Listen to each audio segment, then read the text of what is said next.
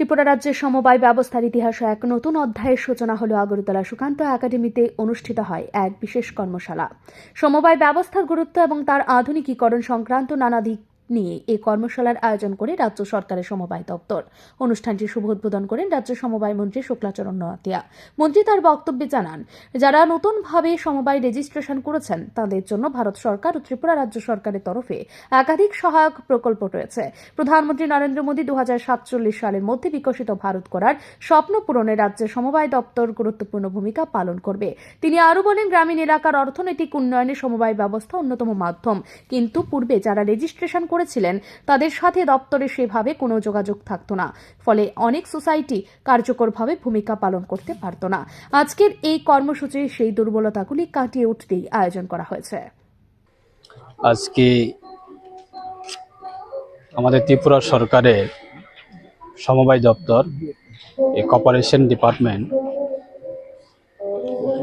এটা আজকে একটা অন্যতম আমরা অনুষ্ঠান করার জন্য আমরা সিদ্ধান্ত নিয়েছি যে যারা নতুনভাবে যারা সোসাইটি নতুন রেজিস্ট্রেশন যারা করেছে তাদেরকে নিয়ে আজকে একদিন ব্যাপী আমাদের ওয়ার্কশপ হবে।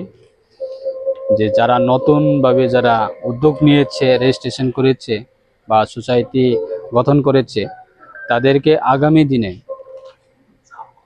ভারত সরকার এবং ত্রিপুরা সরকারের এই সমবায় দপ্তরের মাধ্যমে তাদেরকে কিভাবে আমরা সাহায্য করা যায়, বিভিন্ন প্রকল্প, যেহেতু আমাদের দেশের প্রধানমন্ত্রী ওনার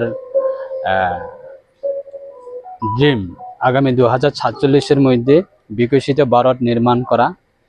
এই বিকশিত ভারত নির্মাণ করার ক্ষেত্রে অবশ্যই আমাদের ত্রিপুরা সরকারের এই সমবায় দপ্তর অত্যন্ত ভূমিকা রয়েছে এবং গ্রামীণ এলাকায় যে অর্থনৈতিক সেটাকে শক্তিশালী করার জন্য আমাদের এই সমবায় দপ্তর অত্যন্ত গুরুত্বপূর্ণ এবং অত্যন্ত গুরুত্বপূর্ণ দায়িত্ব রয়েছে।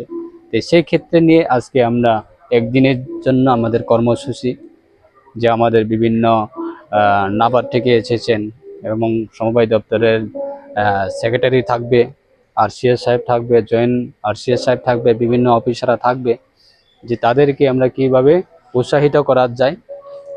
যেমন বিগত সময়ে আমরা দেখতাম যে কোনো একটা সোসাইটি নতুন রেজিস্ট্রেশন করার পরে 1 বছর 1.5 বছর পরে তাদের কোনো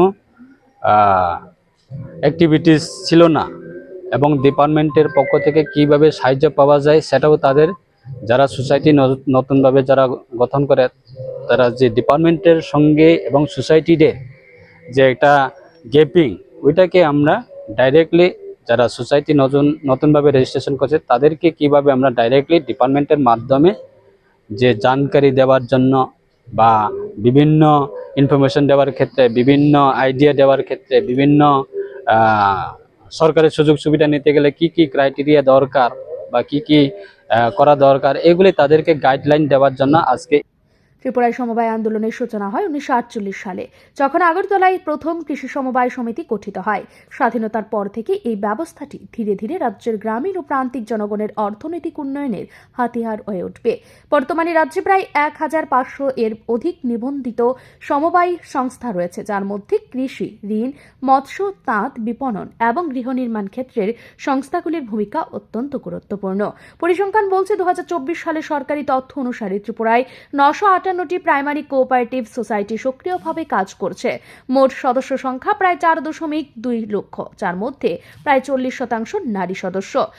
সমবায় ভিত্তিক কৃষি ঋণ বিতরণ 2023-24 অর্থবর্ষে দাঁড়িয়েছে 450 কোটি টাকার বেশি।